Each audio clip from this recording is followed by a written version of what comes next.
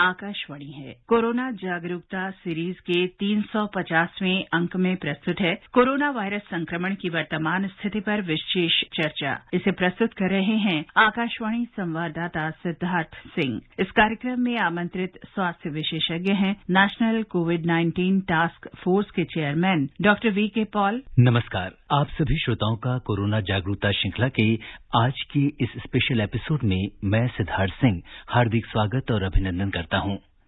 Special episode इसलिए क्योंकि आज कोरोना जागरूकता श्रृंखला का ये 350वां एपिसोड है। अगर हम वायरस से वैक्सीन तक के सफर पर एक नजर डालें तो चीन के वुहान के ह्यूमन सी फूड मार्केट से शुरू हुई कोविड-19 महामारी का जब पहला मामला 30 जनवरी को भारत में आया, उसके पहले से ही आकाशवाणी समाचार ने अपने विभिन्न कार्यक्रमों और बुलेटिन्स के माध्यम से लोगों को कोरोना महामारी से जागरूक करने का काम किया। लेकिन ये एक नई और तेजी से फैलने वाली महामारी थी और इसे लेकर लोगों के अंदर जहां एक ओर डर का माहौल था, वहीं दूसरी ओर लोगों के मन में बहुत सारी जिज्ञासाएं भी थीं। ऐसे में आकाशवाणी समाचार ने अपनी जिम्मेदारी निभाते हुए कोरोना जागरूकता श्रृंखला में कोविड-19 पर चर्चा की और सीधे श्रोताओं को उनसे फोन लाइन पर जोड़ा। इस कार्यक्रम में जहां एक ओर doctor VK Paul, doctor Randeep Guleria जैसे नामचीन एक्सपर्ट्स इससे जुड़े, वहीं दूसरी ओर मुंबई, लखनऊ, अहमदाबाद, गुवाहाटी, रांची, जयपुर, गंगटोक और पोर्ट ब्लेयर के साथ ही देश के अन्य हिस्सों से भी विशेषज्ञ हमारे साथ कार्यक्रम में जुड़े। श्रोताओं, आज के इस खास एपिसोड में हमारे साथ जुड़ गए हैं कोविड-19 स्पेशल टास्क फोर्स के चेयरमैन और नीति आयोग के सदस्य डॉक्टर वीके पॉल। श्रोताओं, इस सफर में हमने जनता कर्फ्यू से लेकर लॉकडाउन सहित सरकार द्वारा जारी किए गए विभिन्न दिशा निर्देशों को लोगों तक पहुंचाया। हमारे एक्सपर्ट्स ने कोरोना की इस जंग को कैसे लड़ना है, इससे बचने के तरीके लोगों को समझाए और आकाशवाणी ने कोविड-19 से लड़ने में मास्क की भूमिका पर कुछ इस तरह बल दिया।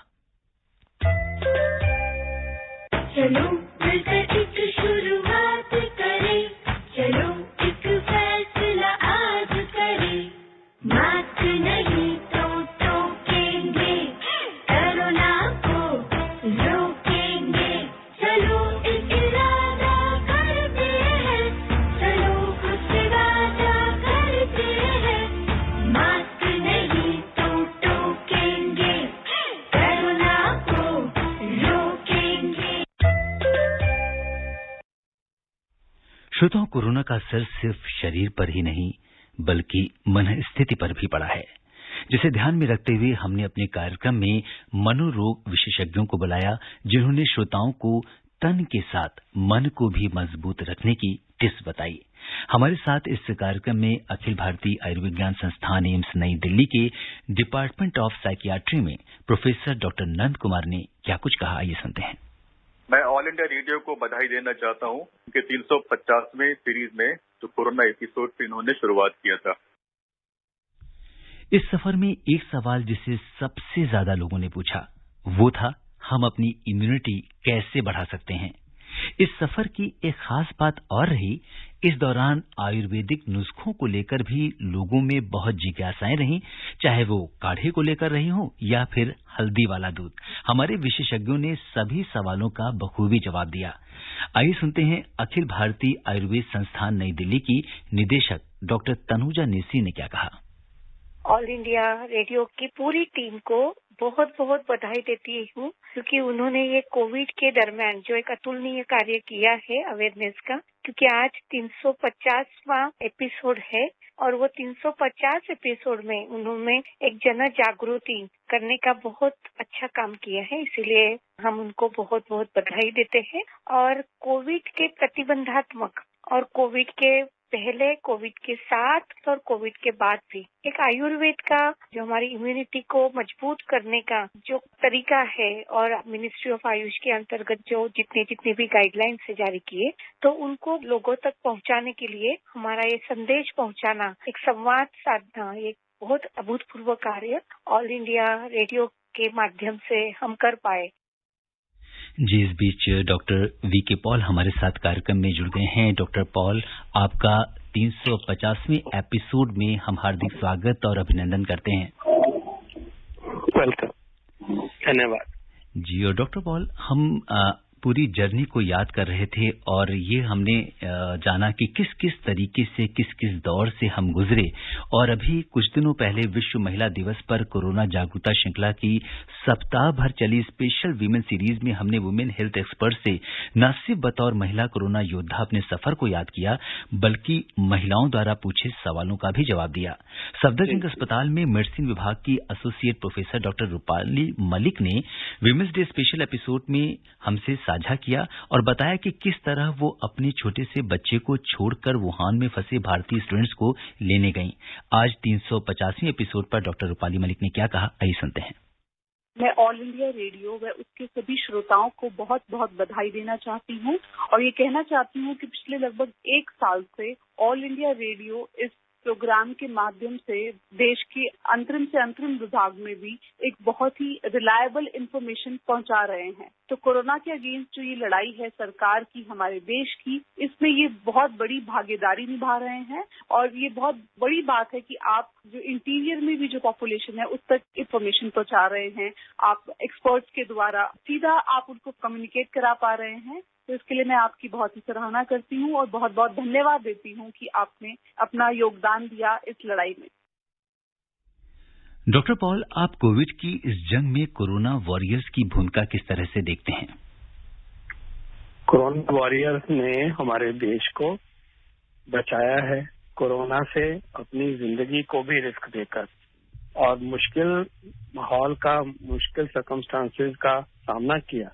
और एक चीज याद रखनी चाहिए कि शुरुआत में जब हम अभी समझ ही रहे थे कि कोरोना का स्वरूप क्या है, कोरोना की बीमारी का स्वरूप क्या है, कितना सीवियर हो सकता है, और हमें इनका अच्छा इलाज करने में भी अभी पूरा ज्ञान नहीं था जी।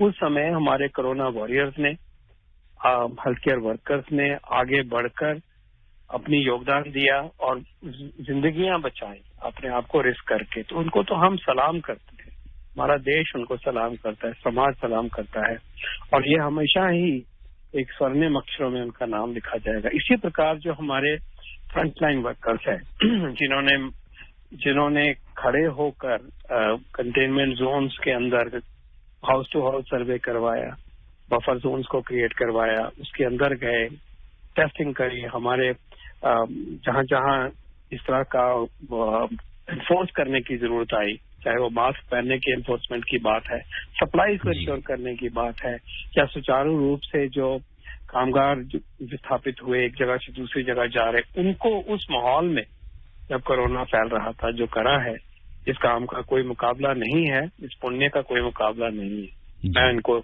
अपनी तरफ से हाथ जोड़ के अपनी ट्रिब्यूट भी देता हूँ, सलाम भी करता हूँ। और डॉक्टर वीके पॉल, आप भी कोरोना वॉरियर हैं और आकाशवाणी परिवार की ओर से हम भी आपको सलाम करते हैं। बहुत धन्यवाद, बहुत बहुत धन्यवाद। आकाशवाणी समाचार ने भी अपने सभी बुलेटिन्स की शुरुआत कोरोना से बचाव की सावधानियों के बारे में बताकर की। हमने अपने बुलेटिन्स की शुरुआत कुछ इस तरह की। कोविड महामारी के खिलाफ देश एकजुट होकर लड़ रहा है। आप भी हमारे साथ सुरक्षा और बचाव के 3 आसान उपायों का संकल्प लें। मास्क पहने, 2 गज दूरी है जरूरी, सुरक्षित दूरी बनाए रखें, हाथ और मुंह साफ रखें। और जब कोरोना के मामले दोबारा से बढ़ने शुरू हुए और साथ ही 1 अप्रैल से 45 प्लस उम्र के लोगों का वैक्सीनेशन शुरू होने वाला है, तो हमने अपने बुलेटिन्स की शुरुआत कुछ इस तरीके से की। As the number of COVID cases is on the rise again, we appeal to our listeners not to lower their guard. Follow all precautions and all those above 45 years to get vaccinated without any hesitation. Stay safe and protected by following these 3 simple steps. Wear a face mask, maintain 2 gaz ki duri for social distancing, focus on hand and face hygiene. Doctor Paul, corona की रोकथाम और इसके प्रति लोगों में जागरूकता लाने में आकाशवाणी समाचार की भूमिका को आप किस तरह से देखते हैं? आपने बहुत बड़ा योगदान दिया है। हम कई बार ये ओवरलुक कर जाते हैं कि रेडियो की रीच जो है, रेडियो की जो पहुंच है, वो बहुत डीप है, बहुत बहुत आगे तक है, और हर वर्ग के व्यक्ति को ये मैसेजिंग करने में सक्षम होता है। और उसमें आकाशवाणी का जो इतना नेटवर्क है और आकाशवाणी का इतना कॉम्पिटेंट सिस्टम है, स्टाफ है, आप सब टीम्स हैं, जैसे आप लीड करते हो, तो उसमें मुझे तो एक मिशनरी ज़ील दिखाई देती है। और उस मिशनरी ज़ील के द्वारा ऑल इंडिया रेडियो ने जो भूमिका निभाई है उसका बड़ा योगदान है कोरोना के जन आंदोलन को बनाने में, उसको बढ़ाने में और लोगों तक ठीक जानकारी पहुंचाना। सबसे बड़ी बात, आप ये इंश्योर करते हो कि जो बात आप पहुंचाएंगे वो कारगर होगी, सच्ची होगी और सीधे जनहित की बात आप करते हो। तो ऑल इंडिया रेडियो हमारे सबसे जो महान इंस्टीट्यूशंस हैं हमारे देश की, स्वतंत्र भारत की, आप उनमें हो। आपने इस इंस्टीट्यूशन को इस दुर्गम जर्नी में फिर दोबारा सिद्ध किया है कि हम आपके ऊपर डिपेंड हो सकते हैं। Thank you for doing it. I salute you. जी, बहुत बहुत धन्यवाद सर आपका। और इस सफर में श्रोताओं का उत्साह भी कम नहीं रहा। पूरे देश से श्रोता हमसे जुड़े। हमारे कुछ श्रोता तो इस सफर में समाज में कोरोना अवेयरनेस एम्बेसडर्स भी बन गए। उन्होंने इस कार्यक्रम से मिली जानकारी को दूसरे लोगों तक पहुंचाने का काम किया। जहां बेंगलुरु से श्रीकांत जी ने लोगों को अपने सवालों से जागरूक किया, तो वहीं उड़ीसा से बुल्लू पटनायक, जयपुर से भगवान जी, चूरू से ओम प्रकाश, बिलासपुर छत्तीसगढ़ से परमेश्वर साहू, रीवा मध्य प्रदेश से सुरेंद्र, अमृतसर पंजाब से प्रेम सागर और सुदूर हिमालय की पहाड़ियों से कुल्लू से राजू सिंह और मुंबई से अमजद जी ने कार्यक्रम में बढ़ चढ़कर हिस्सा लिया। बलरामपुर से हमारी श्रोता रिंकी तिवारी ने तो स्टूडेंट्स के साथ मिलकर लोगों को जागरूक करने का बीड़ा उठाया। तो वहीं बड़ौद के महेश शर्मा ने लोगों को कोविड बिहेवियर के मायने को समझाया। गाजियाबाद के यामीन रेडियो वाला ने तो अपना नामकरण ही रेडियो वाला कर लिया और कोविड-19 के इस विशेष कार्यक्रम से मिली जानकारी लोगों तक पहुंचाने के लिए श्रोता संघ बना लिया। इस सफर के दौरान जिन श्रोताओं ने हमें कॉल किया और इस कार्यक्रम का हिस्सा बने, हम उनका भी विशेष आभार व्यक्त करते हैं। और डॉक्टर पॉल, कोरोना के विरुद्ध इस जन आंदोलन में आम लोगों की भूमिका को आप किस तरीके से देखते हैं? आम लोगों का ही जब जोड़ होता है, समूह बनता है, तभी जन आंदोलन बनता है। हम लोग जुड़े, आम लोगों ने सारे कार्यक्रमों को, बचाव के कार्यक्रम हो, चाहे जागरूकता बढ़ाने के कार्यक्रम हो और वैक्सीनेशन के कार्यक्रम हो, उन्होंने अपनाया, उसमें एनर्जी दी, ऊर्जा दी, तभी तो एक जन आंदोलन बना है। तभी तो हम कोरोना के लड़ाई में बहुत अच्छे रहे हैं। अगर हम देखें हमारा लेखा जोखा जो कोरोना की लड़ाई के खिलाफ जो है, अगर उसको हम तोलते हैं तो इसमें कोई डाउट नहीं है कि देश ने अच्छा किया है। और देश ने अच्छा तभी किया क्योंकि जन जन इसमें जुड़ा, जन जन ने अपनी भागीदारी इसमें शामिल करी। और जैसे आप बिल्कुल अच्छी तरह से आपने बड़े विनम्रता के साथ ये बात कही कि जिन्होंने सवाल पूछे, जिन्होंने अपनी जिज्ञासा जाहिर करी, उनका इम्पोर्टेंट योगदान है। एक देखा जाए तो हमारे इस कार्यक्रम के परिप्रेक्ष्य में सवाल पूछे, तब समझ आती है कि ये चीजें भ्रांतियां हैं, ये चीजें अनक्लियर हैं, हमारी मैसेजिंग इन चीजों को क्लियर नहीं कर पाई। तो एक मौका दिया तंत्र को, ऑल इंडिया रेडियो को, सरकार को, हमारे जैसे व्यक्ति जो मदद कर रहे हैं इस प्रोसेस में, कि हम एक बारी फिर साफ सुथरी सच्चाई की बात देश के सामने, श्रोताओं के सामने लेके आए। तो जन जन ने जो जन आंदोलन बनाया है वो बहुत एक ऐतिहासिक बात हुई है। जी, और आइए सुनते हैं हमारे कुछ खास विशेषज्ञों ने कोरोना जागरूकता श्रृंखला के 350 एपिसोड पूरा होने पर क्या कुछ कहा। सबसे पहले अखिल भारतीय आयुर्विज्ञान संस्थान एम्स भोपाल के निदेशक सरमन सिंह जी को सुनते हैं। कोरोना वायरस की अवेयरनेस या जागरूकता पर ऑल इंडिया रेडियो जो प्रोग्राम करता है, उसकी 350वीं वर्षगांठ पर मुझे जानकर बड़ी खुशी हुई है और मैं शुभकामनाएं देता हूं ऑल इंडिया रेडियो के लिए और आशा करता हूं कि वो इसी तरह से अपना अच्छा प्रोग्राम देते रहेंगे। सौभाग्य से मैं भी इस श्रृंखला में जुड़ा और मैंने भी श्रोताओं से बात की और आप लोगों से बात करके और आप लोगों के जो भी मन में प्रश्न थे उनका उत्तर देकर और आपसे बात कर मुझे बहुत अच्छा लगा। और आगे भी मौका मिलेगा तो मैं आप लोगों से सहर्ष जुड़ूंगा और मैं चाहता हूं कि आप लोग इसी तरह से अपना ख्याल रखें और कोरोना से बच के रहें। 16 जनवरी से शुरू हुए कोविड टीकाकरण में भी इस कार्यक्रम में हमारे श्रोताओं ने विशेष भूमिका निभाई। लोगों के अंदर वैक्सीन को लेकर भ्रांतियों को मिटाने के साथ ही हमारे एक्सपर्ट्स ने वैक्सीनेशन के रजिस्ट्रेशन से लेकर टीका लगवाने तक की पूरी प्रक्रिया के बारे में श्रोताओं ने जो भी सवाल पूछे उसका जवाब दिया। डॉक्टर पॉल, आपसे जानना चाहेंगे कि जो 1 अप्रैल से 45 प्लस उम्र के लोगों का वैक्सीनेशन शुरू हो रहा है, इसके बारे में आप क्या कुछ कहेंगे?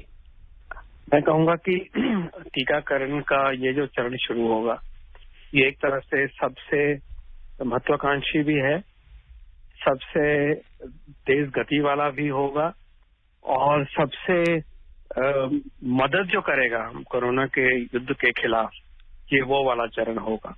और हमने जैसे जैसे टीकाकरण का कार्यक्रम एक सिस्टमैटिक तरीके से बढ़ाया कि सुचारू रूप से चले, परफेक्ट तरीके से चले और सेफ्टी एंश्योर हो, और जैसे जैसे ये वैक्सीनेशन का कार्यक्रम बढ़ा है, अब सबसे बड़ा समूह जो है अब इसमें शामिल हो रहा है और एक बहुत ही तेज गति से आगे जो एलिजिबल लोग हैं, बेनिफिशरीज हैं इस टीकाकरण के, उनको अब इस दायरे में लिया गया है। और सबसे महत्वपूर्ण फेज है, उसमें हम सबकी जिम्मेवारी है 2-3 तरह की। पहली तो ये है कि जो अब लाभार्थी हैं जिनको कि टीकाकरण सिद्ध हो गया है, कोई भी व्यक्ति जो 45 का है, 45 से ज्यादा का है जी, वो टीकाकरण को अपनाए। तो ये इतनी बड़ी पॉपुलेशन, जनसंख्या हमारे देश की आज टीकाकरण के लिए चिन्हित हो गई है, तो उनको अब आगे आके सरकार के अस्पतालों से या प्राइवेट के हॉस्पिटल से आके अपना टीकाकरण करवाना है। जिन सामाजिक जिम्मेवारियों की बात हम कर रहे थे, जो जनमानस की जिम्मेवारियों की बात कर रहे थे, अब उसमें ये जिम्मेवारी भी जुड़ गई है। कोई भी वजह नहीं जी कि आप टीका नहीं लगवाए। टीका लगवाइए, टाइम लीजिए, टाइम पे पहुंचिए। आप सेफ हैं टीके, आपकी जान बचा सकते हैं, आपकी बीमारी सीरियस ना हो यह बचा सकते हैं, आपके द्वारा संक्रमण किसी परिवारजन को नहीं होगा, ये सिद्ध होता है। तो इस जिम्मेवारी को जिम्मेवारी की तरह भी लीजिए, अपने लिए भी या समाज की जिम्मेवारी के लिए। दूसरी जिम्मेवारी बन जाती है जो कि तंत्र की जिम्मेवारी है कि आप जब हम एक सबसे महत्वपूर्ण चरण की तरफ टीकाकरण को लेके जा रहे हैं, और मैं कहना चाहूंगा कि जो टीका है, कोविशील्ड है, कोवैक्सीन है, ये जो टीके हैं आज उनको सच्चे दिल से अगर आप सोचें तो सबसे प्रेशियस जो हमारी कमोडिटी है, वस्तु है जी, सबसे महान आज के दिन में, जिसको कि दुनिया के लोग आंखें सजा के बैठे हैं कि हमें मौका मिले। आप सोचिए, सबसे प्रेशियस कमोडिटी है आज के दिन में। सोना चांदी और हीरे जो हैं वो इसके सामने कुछ नहीं है, क्योंकि ये जान बचाती है तो सब कुछ है। और महामारी को कंट्रोल करती है। महामारी कंट्रोल होती है तो देश का विकास, देश की इकोनॉमिक एक्टिविटी आगे बढ़ती है, बच्चे स्कूल जाना शुरू होते हैं, ट्रांसपोर्टेशन होती है, रोजगार मिलते हैं। तो इससे अच्छी कोई कौन सी वस्तु हो सकती है, कौन सा काम हो सकता है। तो अगर वैक्सीनेशन में आप चिन्हित हो और आप नहीं लगाते हो, देर करते हो, तो ये एक अपनी जिम्मेवारी से हम हट रहे हैं, क्योंकि आपका स्वस्थ होना देश के लिए जरूरी है। आपके परिवार को आप इन्फेक्शन से बचना, स्वस्थ होना जरूरी है। और आप स्वस्थ होते हैं और टीकाकरण होता है तो जो वायरस है वो आगे नहीं बढ़ता, वो रुक जाता है। तो इतने महत्वपूर्ण काम के लिए आप अपनी जिम्मेवारी निभाएं। और तंत्र की जिम्मेवारी है, जो मैं कह रहा था, कि हम इस व्यवस्था से करें कि आपका कम से कम वक्त उसमें लगे, आप तक सुचारू रूप से वैक्सीन मिले, आपको सर्टिफिकेट जो है वो प्राप्त हो। ये जिम्मेवारी तंत्र की है, तो बाई पार्टिसन जिम्मेवारी है। और जन समूह की जो है बात, वो ये है कि ऐसा माहौल पैदा करना जिसमें कि भ्रांतियां हटें, डाउट दूर हो और एक माहौल बने कि वैक्सीनेशन अपनाना है। अपने बुजुर्गों को लेके चाहिए, अपने बड़े को लेके चाहिए, और आप इसमें अपना योगदान दीजिए। और जब तक वैक्सीन लग रहा है बहुत दिन तक, तब तक और उसके बाद भी हमने मास्क को, 2 गज की दूरी को और सफाई को अपनाना है। जी। और डॉक्टर पॉल, इस समय पूरे देश से श्रोता कॉल कर रहे हैं और हमारे आज के कार्यक्रम के पहले कॉलर हैं मध्य प्रदेश में मंदसौर से बसंत कुमार जी। हेलो।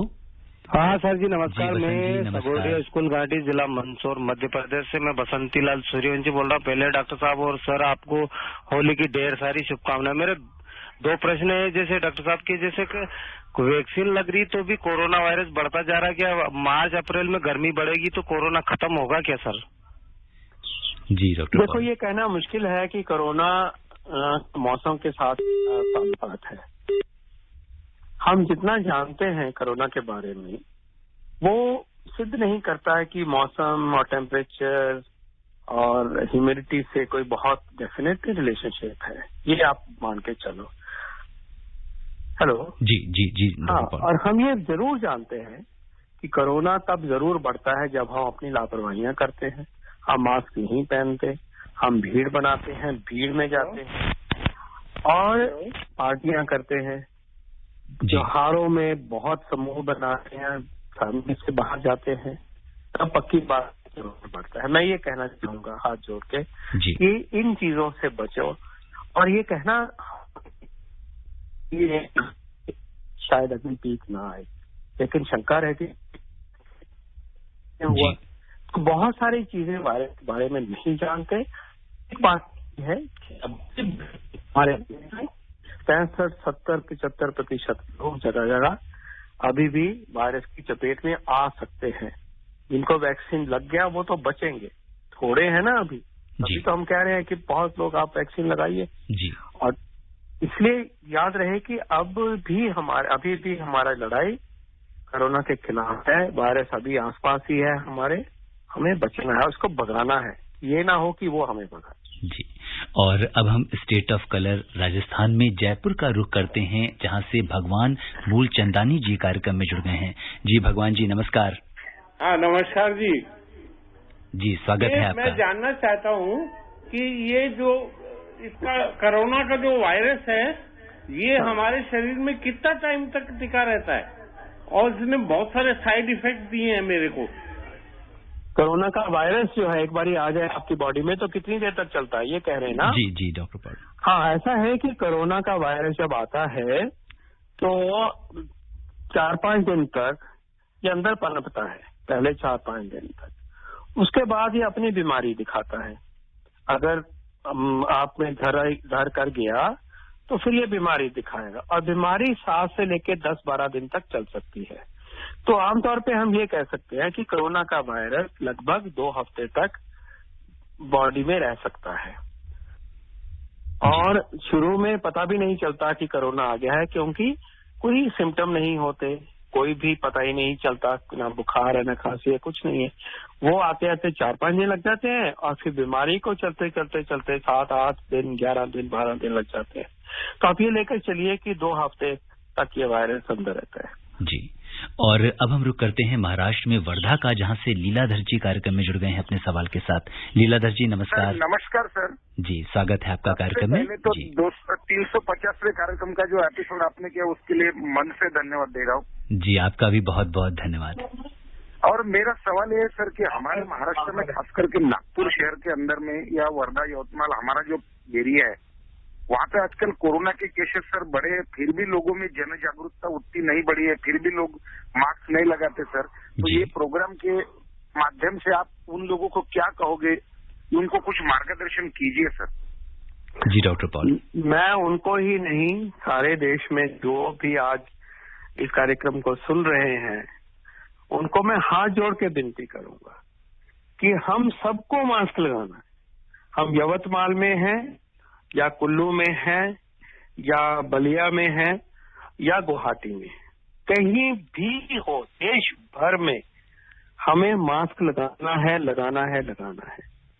ये बहुत जरूरी है। ये वायरस, एक चीज याद रहे कि अगर ये वायरस हमारे देश में किसी भी कोने में है तो हमारे देश में हम ही अनसेफ है, हम में भी सुरक्षित नहीं है। जी, और इसके बाद जी उसके हमारे देश से इसको हमने जड़ से हटाना है। तो हम सबको तब तक मास्क लगाना है, वैक्सीन अपनाना है, 2 गज की दूरी रखनी है, जब तक कि पूरी तरह से हम डिक्लेयर नहीं कर देते कि ये वायरस अब हट चुका है जी। और यवतमाल में क्योंकि इतनी समस्या फैल रही है महाराष्ट्र में जी, वहां तो ये और भी जरूरी है, नहीं तो देखिए आगे क्या हो जाएगा। जितना आज है इससे भी ज्यादा बढ़ेगा ना, तो कैसे जाने बचेंगी। जी। और अब हम रुक करते हैं उत्तर प्रदेश में बड़ौद का, जहां से महेश शर्मा जी अपने सवाल के साथ कार्यक्रम में जुड़ गए हैं। महेश जी नमस्कार। नमस्कार जी। जी बताइए महेश जी। सभी रेडियो के सभी कार्यकर्ताओं को से धन्यवाद देता हूँ। आपके प्रोग्राम बहुत अच्छे रहे, हमेशा हमारा योगदान मिलता रहा आपको, इसके लिए आपका बहुत बहुत धन्यवाद। जी आपका भी बहुत बहुत धन्यवाद महेश जी। क्या जानना चाहते हैं आप? मैं जानना चाह रहा हूँ, क्या बताना चाह रहा हूँ कि सभी दोस्त जो है अपना अपना ध्यान रखें, मास्क लगाएं और 2 गज की दूरी रखें और सभी को वैक्सीन मिलने के लिए धन्यवाद करते हैं। जी डॉक्टर पॉल महेश शर्मा जी हमारे बड़े रेगुलर कॉलर हैं और ये हमेशा लोगों को जागरूक करते हैं। महेश शर्मा जी, और आपकी आवाज में बुलंदगी है और सच्चाई है और आप आह्वान कर रहे हैं उन्हीं बातों का जिससे हम मिलके कोरोना को हराएंगे। इन बातों को अपनाइए, इन बातों को अपनाइए। और अब समय इजाजत नहीं दे रहा कि हम इस चर्चा को आगे बढ़ाएं। चलते चलते डॉक्टर पॉल, आप आकाशवाणी के श्रोताओं को क्या कुछ संदेश देना चाहेंगे? मैं ये कहना चाहूंगा सब श्रोताओं को कि हमारे देश से अभी यह वायरस अभी हमें चुप होना पड़ेगा, अभी हमें मेहनत करनी पड़ेगी और हमें अपने देश को, अपने जन जन को हमें इस वायरस से बचाना है, जानें बचानी है, हमारी इकोनॉमिक एक्टिविटी को बचाना है, हमने पीढ़ियों को बचाना है। इसलिए मास्क को अपनाएं, 2 गज की दूरी रखें, अपने हाथ की और मुंह की सफाई रखें, स्वच्छता रखें। वैक्सीन जिनके लिए अब हो गया तो वैक्सीन अपनाएं, इसे जल्दी अपनाइए ताकि आप सुरक्षित हो जाएं और से मुझे कहना है कि कोरोना के जो ट्रांसमिशन होती है वायरस की, उसको रोकने के लिए टेस्टिंग करेंगे, कांटेक्ट ट्रेसिंग करेंगे, ट्रैकिंग करेंगे और जो भाई बहन बीमार होंगे उनको हम अच्छी तरह से कवर करेंगे। जी, और इसमें लोगों की भूमिका पे आप क्या कहेंगे? जन आंदोलन से ही बड़ी मुहिम जो है वो सक्सेसफुल होती है। बड़ा काम, बड़ा मिशन सिर्फ जन आंदोलन ही उसको आगे लेके जाता है। सरकार यह रिसोर्सेज प्रदान करता है, रास्ता बताती है, लेकिन बड़ा मिशन कोई भी, चाहे स्वच्छता का मिशन है, पानी का मिशन है और आज कोरोना का मिशन है, ये जन जन भागीदारी के बिना संभव ही नहीं है। जन जन ने ये भागीदारी दी है, लेकिन अब टाइम फिर आ गया है दूसरी वेव को देखते हुए कि ये भागीदारी और बढ़े और जन जन की जिम्मेवारी बढ़े और जन जन उन चीजों को अपनाएं जिसके द्वारा हम कोरोना को हराएंगे और देश को जिताएंगे। बिल्कुल, कोरोना को हराएंगे, देश को जिताएंगे। डॉक्टर पॉल, आप कोविड-19 के इस विशेष 350वें एपिसोड से जुड़े और आपने हमसे चर्चा की, श्रोताओं के प्रश्नों का उत्तर दिया। आपका बहुत बहुत धन्यवाद और आभार। श्रोताओं, आज के अंक में बस इतना ही। चलते चलते आपसे यही कहेंगे कि डॉक्टर पॉल ने आपको कोविड-19 से बचाव के लिए जो भी सावधानियां बताई हैं, आप उनका पालन कीजिए। 45 वर्ष से ज्यादा उम्र के सभी लोगों का टीकाकरण 1 अप्रैल से शुरू हो रहा है। आप वैक्सीनेशन जरूर कराएं। इसी कामना के साथ दीजिए मुझे अनुमति। नमस्कार। कोरोना जागरूकता सीरीज के 350वें अंक के अंतर्गत अभी आप सुन रहे थे कोरोना वायरस संक्रमण की वर्तमान स्थिति पर विशेष चर्चा। इसे प्रस्तुत कर रहे थे आकाशवाणी संवाददाता सिद्धार्थ सिंह। कार्यक्रम में आमंत्रित स्वास्थ्य विशेषज्ञ थे नेशनल कोविड-19 टास्क फोर्स के चेयरमैन डॉक्टर वीके पॉल। ये कार्यक्रम आकाशवाणी के समाचार सेवा प्रभाग द्वारा प्रस्तुत किया गया। इसे आप हमारे mobile app news on AIR पर भी सुन सकते हैं। कार्यक्रम के संबंध में अपनी प्रतिक्रिया आप हमें ईमेल कर सकते हैं। पता है AIRNSDtalks@gmail.com।